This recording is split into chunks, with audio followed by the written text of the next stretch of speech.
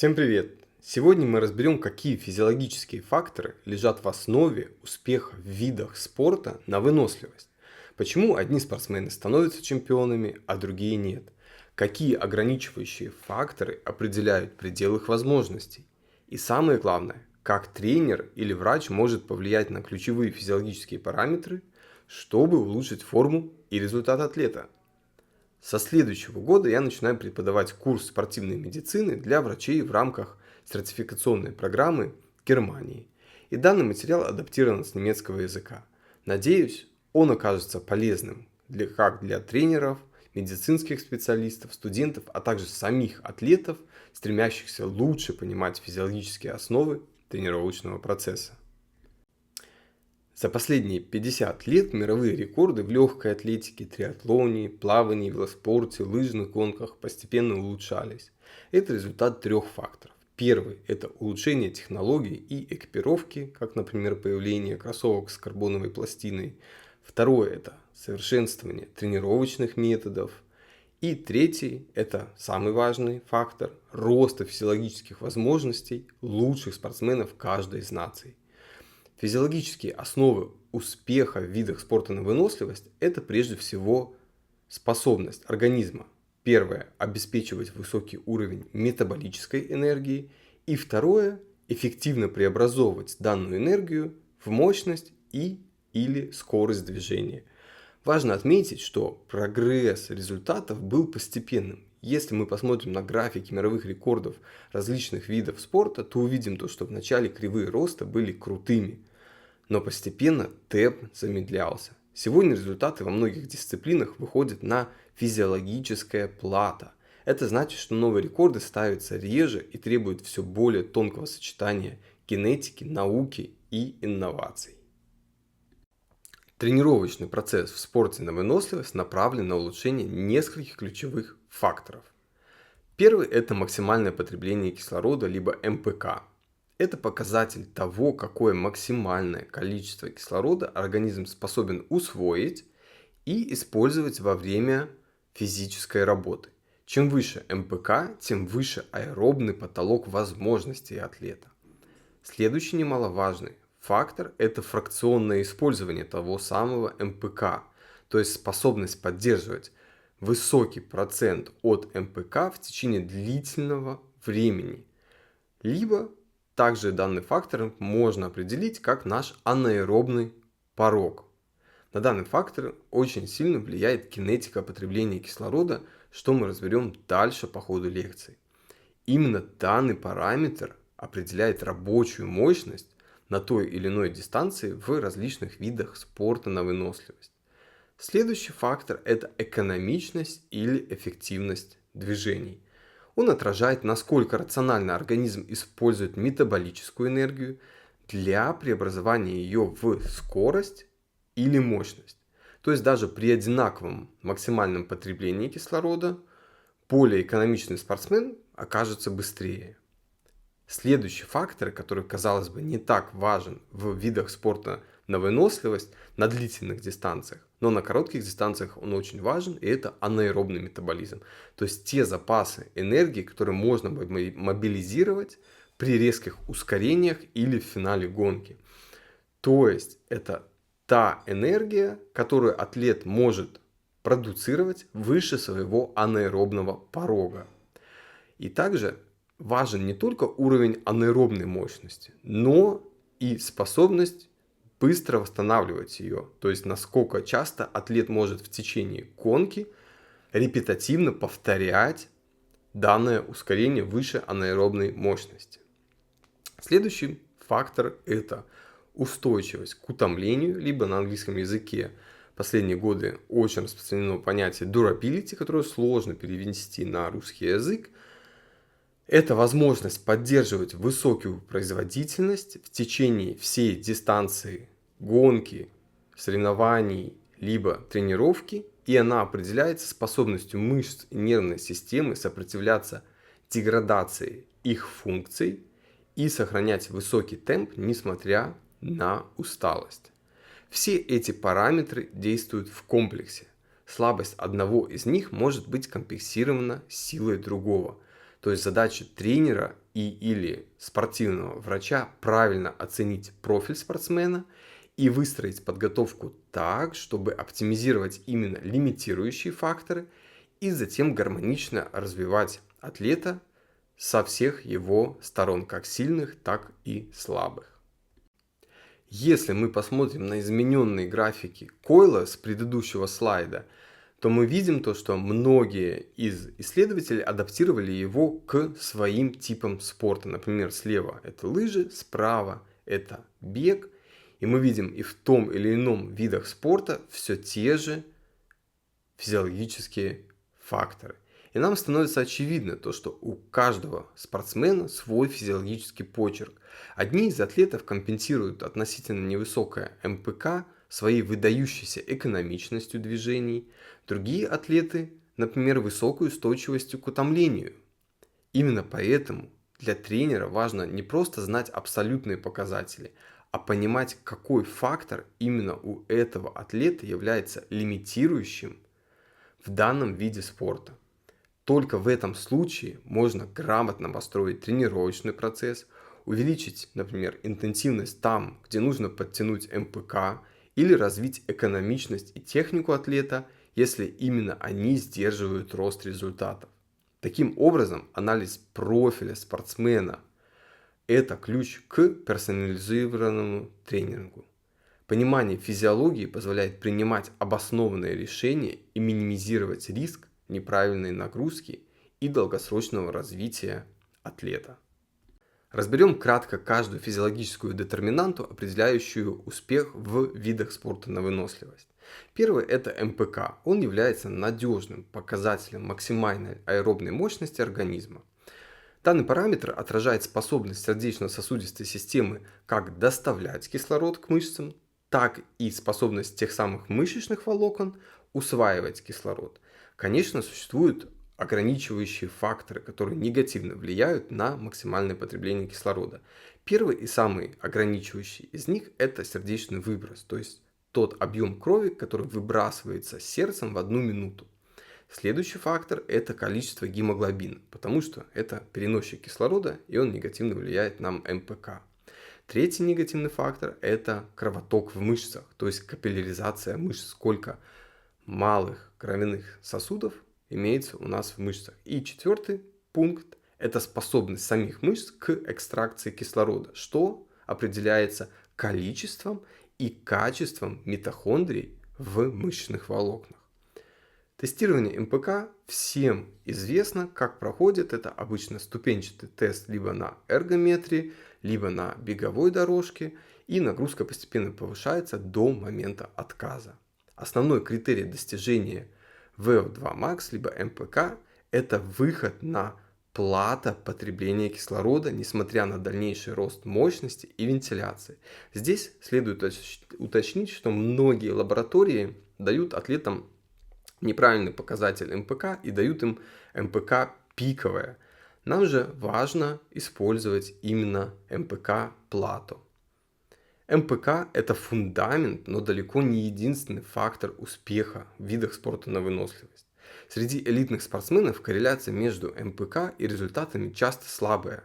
Важнее, как используется этот потолок аэробный, а именно фракционное использование, о чем мы поговорим на следующих слайдах. Следует не забывать о специфичности каждого из видов спорта.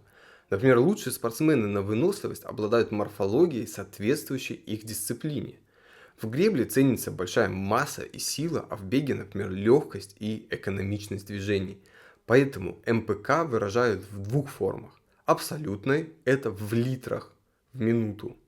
И относительной, то есть, как большинству известно, то, что показывают большинству, например, часы, это миллилитры на килограмм в минуту. Например, у гребцов абсолютная МПК превышает 7 литров в минуту, но относительный показатель скромнее из-за большей массы тела. У триатлетов, наоборот, высокие относительные значения при умеренных абсолютных. Как мы видим на слайде, например, один из гребцов имеет 7 литров, это абсолютная МПК, но за счет его большей массы тела у него МПК всего 83 мл на килограмм в минуту, в то время как у олимпийского чемпиона Кристина Блюменфельта такое же абсолютное значение, но также более высокое относительное значение из-за меньшей массы тела в сравнении. Здесь, конечно, следует нам отметить гендерные различия. Самые высокие зарегистрированные значения, по крайней мере подтвержденные научно и опубликованные, это 96 мл на килограмм в минуту у мужчин и более 80 мл на килограмм в минуту у женщин. При равной тренированности относительные показатели МПК у женщин на 15-20% ниже, чем у мужчин. Из причин это больший процент жировой ткани и более низкая концентрация гемоглобина. Разрыв особенно заметен в видах спорта с нагрузкой на верхнюю часть тела, то есть опять же, например, гребля. Следующая физиологическая детерминанта успеха в видах спорта на выносливость – это фракционная утилизация МПК. То есть на английском вы можете встретить fractional utilization of VO2 max, что буквально переводится как доля использования того самого МПК. Почему именно так называется? То есть мы с вами обсудили то, что МПК – это потолок аэробных возможностей организма. Но спортсмен не может всегда работать на 100% от МПК. Поэтому нам гораздо важнее, какой процент, то есть фракция от этого максимума он может поддерживать длительное время без преждевременного утомления. Например, разберем два случая. У нас представлены два велосипедиста с различным МПК. У одного это 70 мл на килограмм в минуту, у второго 65 мл на килограмм в минуту. То есть, казалось бы, по МПК атлет Б проиграет. Но у первого атлета его ПАНО, либо до самая фракционная утилизация МПК, лежит на 75% от его максимального потребления кислорода и примерно составляет 52 мл на килограмм в минуту. В то время как у атлета Б его ПАНО лежит на 88% от МПК и составляет 57 мл на килограмм в минуту. То есть, хотя МПК у атлета А выше, атлет Б будет так или иначе быстрее, потому что доля использования у него выше. У нетренированных людей эта интенсивность может быть на уровне всего 60% от МПК, тогда как у высококлассных атлетов, у элитных атлетов этот показатель достигает 80-85% до момента выраженного нарастания утомления и отказа от работы. У некоторых выдающихся марафонцев, даже при относительно невысоких абсолютных значениях МПК, были зафиксированы показатели более 90%. Так, например, как у Элиуда Кипчоги. В стандартных тестах с измерением лактатного профиля обычно выделяют два ключевых момента. Первый – это точка, в которой концентрация лактата начинает расти выше базового уровня, то есть наш первый лактатный порог, либо аэробный порог. И вторая точка, где рост лактата становится экспоненциальным, то есть наш второй лактатный порог. Как вы видите, на картинке существует с десяток методик, где именно лежит тот самый порог. Поэтому здесь нужно быть крайне внимательным при анализе, интерпретации и сравнении лактатных графиков. Если вы тестируете многих атлетов, работаете в качестве тренера, либо врача, либо диагноста, выберите для себя одну методику и используйте ее на всех атлетах для того, чтобы избежать путаницы.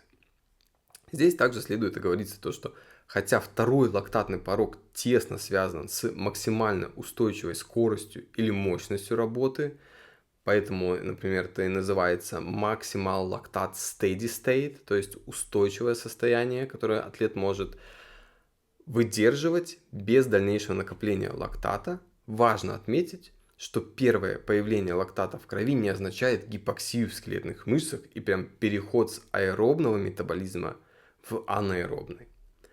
Рост концентрации лактата в мышцах и крови отражает усиление метаболизма, но не является прямым маркером мышечной усталости. При высокой интенсивности стимуляция гликогенолиза и гликолиза ускоряет поступление пирувата и его использование для генерации АТФ в митохондриях, что ведет в свою очередь к прогрессирующему накоплению лактата. Одновременное накопление внутриклеточных метаболитов может ограничивать высвобождение кальция из саркоплазматического ретикулума и тем самым снижать способность мышц сокращаться. Все это обобщено. Способность поддерживать работу на высоком проценте от МПК в течение длительного времени главным образом связана с окислительным потенциалом скелетных мышц. Здесь ключевую роль играют: первое – это рост окислительного потенциала, один из главных факторов, объясняющих высокое значение лактатного порога у элитных спортсменов. Согласно другой гипотезе, более широкое вовлечение мышечных волокон позволяет разделить нагрузку, что снижает гликолитический стресс и образование лактата на каждое отдельное волокно, если суммарное количество митохондрий выше. Также, когда продолжительность нагрузки превышает около 1,5 часов, то запасы гликогена в скелетных мышцах истощаются. В этот момент способность усваивать глюкозу из крови начинает определять скорость окислительной генерации АТФ и, соответственно, ту интенсивность, которую спортсмен может поддерживать. Следующая физиологическая детерминанта успеха – это анаэробный метаболизм. Он вносит свой вклад в энергоснабжение наряду с аэробным метаболизмом во время упражнений на выносливость, но степень этого вклада зависит от формата соревнования. К сожалению, практических и достоверных методов точного определения уровня анаэробного метаболизма во время физической работы пока нет. Один из самых часто используемых методов, представленный на графике справа, основан на концепции критической мощности, то есть critical power, либо critical speed для бега, и расчетах общей эффективности работы W', измеряемой в килоджоулях. Это как раз таки та самая работа, которую атлет может произвести выше своего FTP, либо выше своего анаэробного порога или критической мощности. Количество АТФ, произведенного анаэробным путем, можно оценить также через избыточное потребление кислорода после нагрузки, после интенсивных упражнений, или через показатель накопленного кислородного дефицита во время максимальной работы за заданное время или дистанцию, как мы видим на графике слева снизу. Также для оценки анаэробной мощности используются тесты с выраженным вкладом анаэробных процессов, например, 30-секундный тест Вингейта на All Out. Кто делал, то знает, насколько это больно. Но даже в таких тестах общая скорость образования АТФ отражает взаимодействие аэробного и анаэробного метаболизма. Сама анаэробная емкость во многом ограничивается количеством активной мышечной массы, уровнем нейромышечной мощности, а также буферной способностью организма, позволяющей временно поддерживать анаэробное образование энергии. В таких дисциплинах с повторяющимися отрезками высокой интенсивности спортсмены с более высокой, например, капиллярной плотностью в мышцах обладают лучшими возможностями для удаления метаболических продуктов и ограничения ацидоза в работающих мышцах. Это позволяет отсрочить развитие утомления и быстрее восстанавливать анаэробные энергетические резервы при прохождении каждого ускорения. Следующая физиологическая детерминанта – это эффективность либо экономичность движений. Уже с начала 20 века механическая эффективность была описана в работах Арчибальда Хилла и определена как мощность, деленная на изменение энтальпии, которую можно представить в виде дельты потенциала гипса, или попросту количество теплоты, которое система выделяет при процессе или в нашем случае при физической нагрузке выделяет наш организм. То есть механическая эффективность или экономичность работы взаимодействует с величиной МПК, определяя скорость или мощность, достижимую на заданной дистанции. Экономическая стоимость кислорода, например, в беге, может различаться у разных людей на 30-40%. При этом колебания энергозатрат при фиксированной мощности в велоспорте, то есть общая механическая эффективность, выражена намного меньше и лежит примерно на максимуме 20-25%. Это до сих пор остается предметом дискуссий, насколько различия, например, эффективности связаны с типом мышечных волокон, энергетическими затратами основных органов, антропометрией и техникой движений, например, частотой шага или педалирования в велоспорте. Различия наблюдаются и между видами спорта, что объясняется спецификой их требований и особенностями исследуемых групп. Также остается открытым вопрос, можно ли изменить эффективность тренировками. Некоторые исследования показали улучшение беговой, лыжной и велосипедной экономичности после специфических силовых тренировок, направленных на экономизацию движения. Другие исследования не подтвердили этот эффект. В целом, вероятно, что спортсмены, ограниченные физическими или техническими факторами, могут улучшить свою эффективность через целенаправленную работу над этими навыками.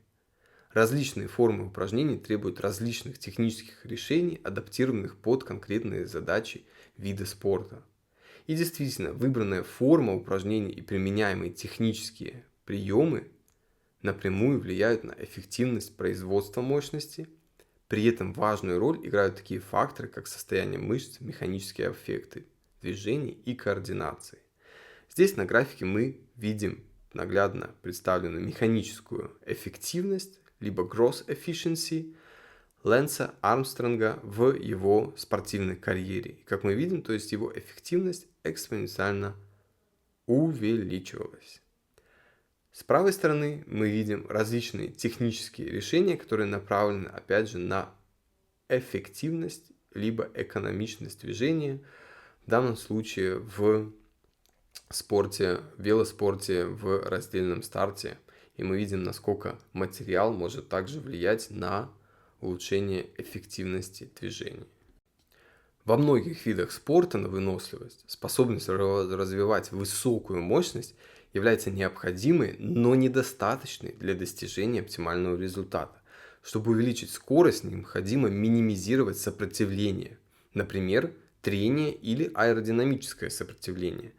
Для этого часто используются специальные технические решения, которые могут изменять нагрузку на локальные мышцы и сухожилия, что в свою очередь влияет на степень мышечной окклюзии и позволяет добиться чередования работы и релаксации в цикле движений.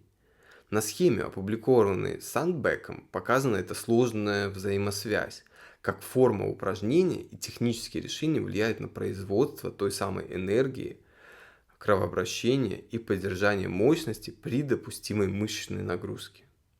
Таким образом, выбранная форма упражнения при тренировке на выносливость оказывает влияние на кардиоваскулярную и мышечную нагрузку, выходящая за рамки того, что можно измерить с помощью традиционных систем мониторинга внутренней и внешней нагрузки в лабораторных или полевых условиях. Например, критическая мощность, измеренная Ремко, как мы видим слева, не равна его мощности соревновательной. Кроме того, количество повторений или нагрузки, которые можно выполнить без риска мышечных повреждений или структурных перегрузок, будет существенно различаться в зависимости от типа упражнений и особенностей вида спорта. Давайте разберем ограничивающие факторы нашей физической формы. Доставка и утилизация аэробной энергии представляет собой одну из основных физиологических задач для спортсменов на выносливость. В этом процессе ключевую роль играет согласованная работа нервной, метаболической, дыхательной, сердечно-сосудистой и мышечных систем. Команды от головного мозга управляют нервно-мышечной функцией, обеспечивая ритмичные, повторяющиеся движения скелетных мышц. Эти мышцы взаимодействуют с метаболической системой организма, чтобы поддерживать ресинтез энергии из субстратов. Кислород, необходимый для окисления этих субстратов, диффундирует из альвеол легких в кровь, транспортируется к активным мышцам через кровеносную систему и затем используется митохондриями мышечных клеток для выработки энергии. При этом мышцы расщепляют питательные вещества и превращают их в метаболическую энергию, создавая механическую работу в последующем. Одновременно кислород участвует в нейтрализации продуктов обмена и нормализации клеточного баланса. Важнейшим сопутствующим механизмом является терморегуляция, которая поддерживает температуру тела в диапазоне, безопасном для нормального функционирования систем организма. Как я уже говорил, сердечный выброс является одним из самых больших лимитирующих факторов максимального потребления кислорода. Максимальный сердечный выброс, а не способность мышц извлекать кислород, считается основным фактором, объясняющим различия в МПК между людьми. Так как частота сердечных сокращений в значительной степени генетически обусловлена, ключевым элементом, определяющим различия в сердечном выбросе, становится ударный объем. Повышенные значения сердечного выброса у тренированных спортсменов объясняются следующими факторами. Увеличение диаметра и массы левого желудочка, также ускоренным диастолическим наполнением, а также большим конечно-диастолическим объемом, что в свою очередь приводит к тому, что улучшается эластичность либо комплаенс сердечной мышцы. По оценкам различных авторов, от 70 до 85% индивидуального МПК определяется именно максимальным сердечным выбросом. Здесь нам поможет принцип Фика, идеально описывающий, что любые изменения МПК являются следствием модификации максимального сердечного выброса Qmax и или максимальной артериовенозной разницы кислорода. Уравнение Фика описывает взаимосвязь между потреблением кислорода организмом, сердечным выбросом и разницей между артериальным и смешанным венозным содержанием кислорода. Это ключевое уравнение физиологии кровообращения, объясняющее, что потребление кислорода может быть увеличено либо путем увеличения сердечного выброса, либо путем более эффективного извлечения кислорода из крови мышцами. С другой стороны, способность мышц извлекать кислород является менее лимитирующим фактором для МПК, поскольку при максимальной нагрузке почти весь артериальный кислород извлекается активной мускулатурой. Однако простого увеличения локального кровотока в большинстве случаев недостаточно для повышения МПК. Необходимо здесь также увеличение митохондриальной мощности, чтобы создать достаточный градиент давления между капиллярами и мышечной клеткой. Параллельно повышение капиллярной плотности в активных мышцах может дополнительно улучшить МПК, при этом сохраняя время транзита эритроцитов в условиях высокого локального кровотока. Тем не менее, роль этих факторов в контексте сердечного выброса, МПК и выносливости все еще недостаточно исследована у профессиональных спортсменов и требует дальнейшего внимания в будущих научных работах. Но для достижения высоких значений МПК необходим очень высокий сердечный выброс, что в свою очередь требует большого объема циркулирующей крови, что приводит нас к следующему пункту, а именно транспортная способность крови или количество кислорода, которое организм может транспортировать от легких к работающим мышцам. Сюда мы можем отнести многие компоненты, как само количество красных кровяных телец, эритроцитов, объем плазмы крови, в которых они находятся, или же количество гемоглобина и его масса, содержащаяся в эритроцитах. Поэтому увеличение содержания гемоглобина в крови представляет собой еще один способ повышения способности организма к транспортировке кислорода.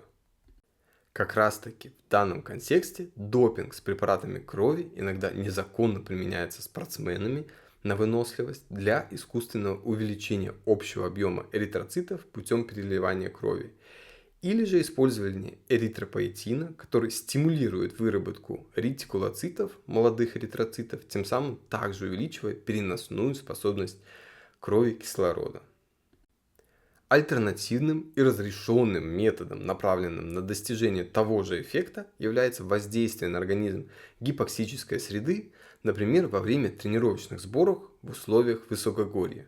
Если мы посмотрим на два графика, представленных из метаанализа имеющихся публикаций о высотных тренировках, то мы видим статистически достоверное увеличение гемоглобина, а также рост МПК атлетов в сравнении до и после высотных сборов.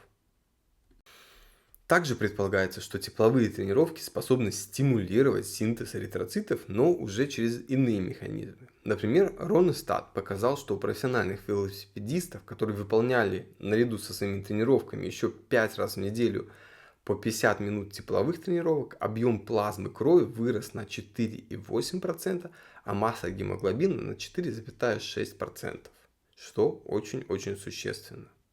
Следующий немаловажный фактор – это терморегуляция. Физические упражнения приводят к значительному увеличению теплопродукции за счет ускорения метаболизма, на которое также влияет температура окружающей среды. В условиях жары процессы терморегуляции играют ключевую роль в поддержании температуры тела в пределах, переносимых организмом. Как опосредованное, так и прямое воздействие теплового стресса окружающей среды наряду с обезвоживанием может повлиять на способность организма поддерживать необходимую температуру, значительно снижая его работоспособность, то есть мощность, либо темп из-за дискомфорта, гипертермии и уменьшения объема плазмы крови. Так, Маундер с коллегами показали, что влияние высокой температуры, а именно 35 градусов, снижает оба порога, как первый порог на 18%, так и второй порог на 13%.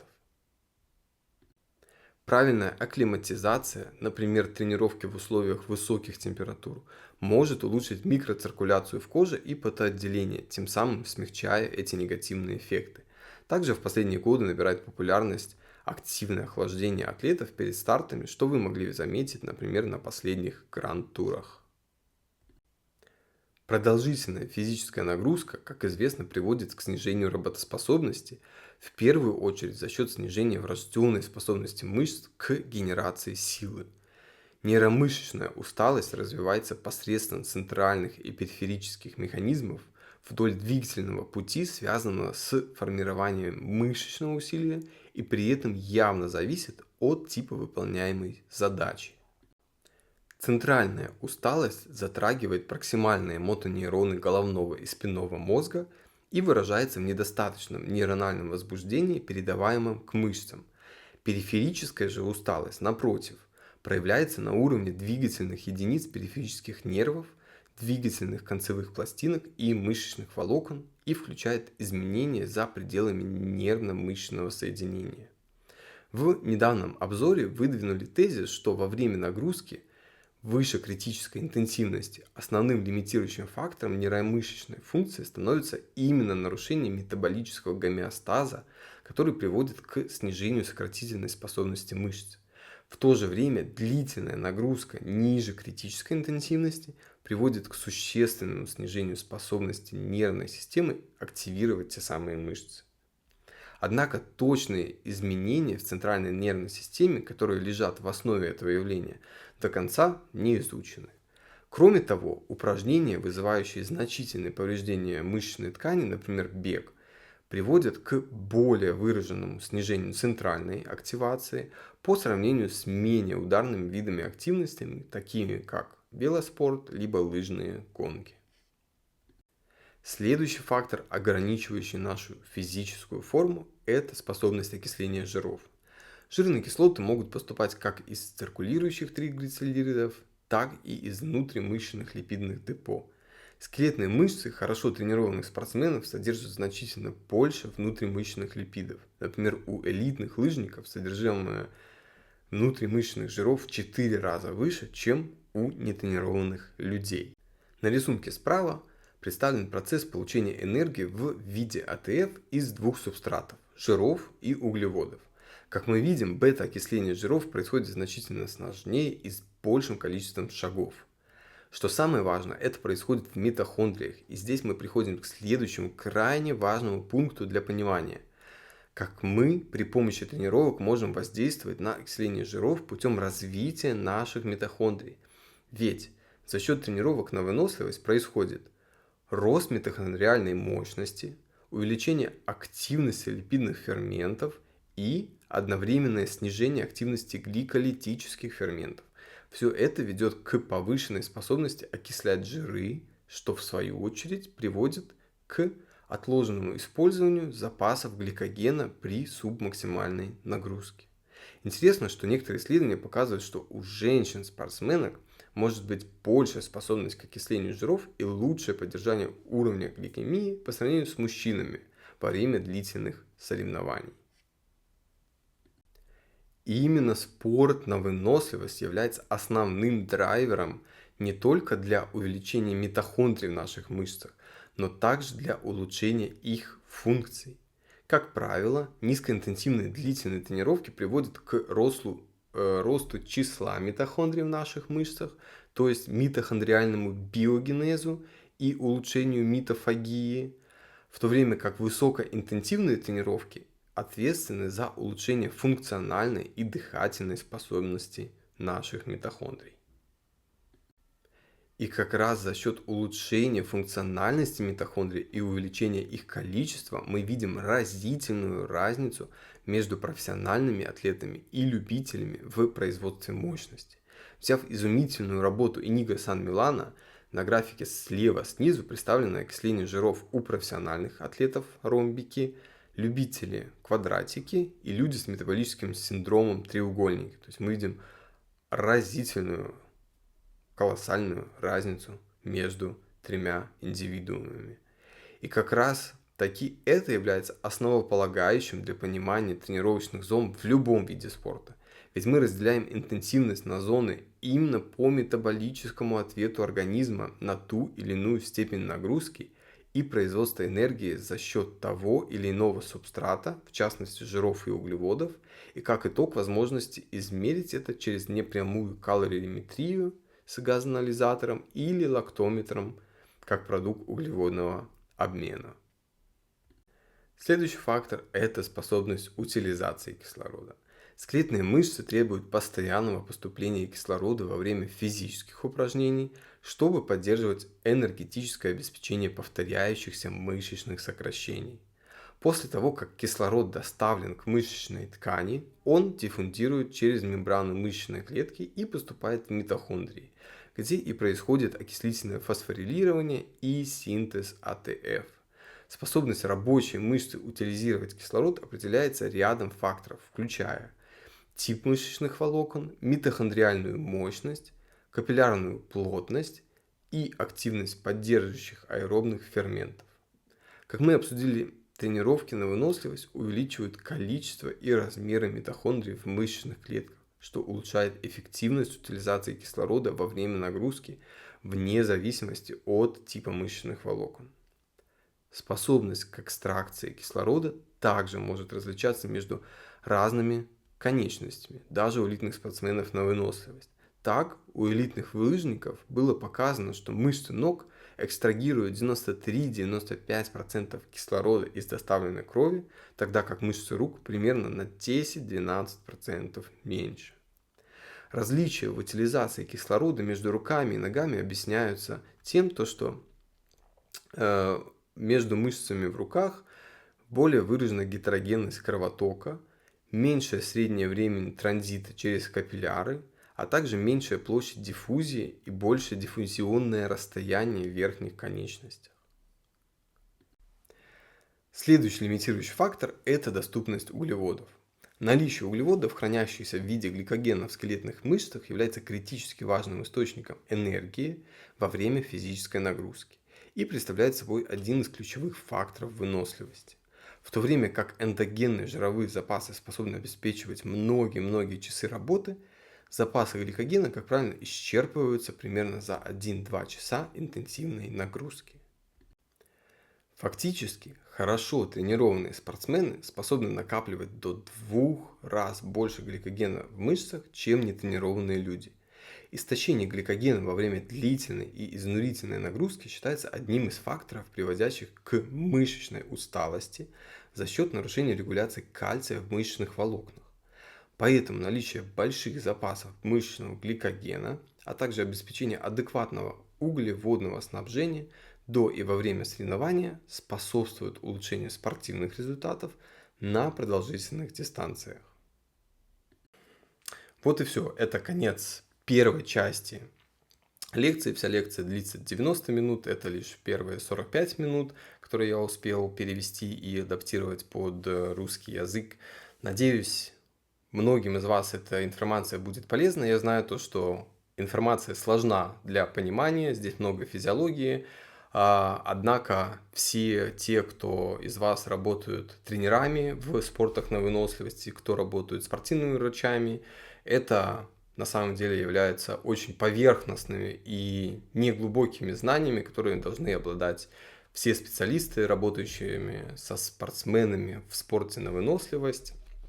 Поэтому я надеюсь, что для вас, мои коллеги, будет полезным разбор данной информации. Вы почерпнули для себя что-то новое, либо это сподвигло вас на, может быть, прочтение чего-то нового, а также всем атлетам, которые многие, я знаю, тоже интересуются глубоко физиологией, данная информация будет полезной для заложения базы ваших дальнейших тренировок, если вы тренируетесь самостоятельно, без тренера. Всем спасибо и пока.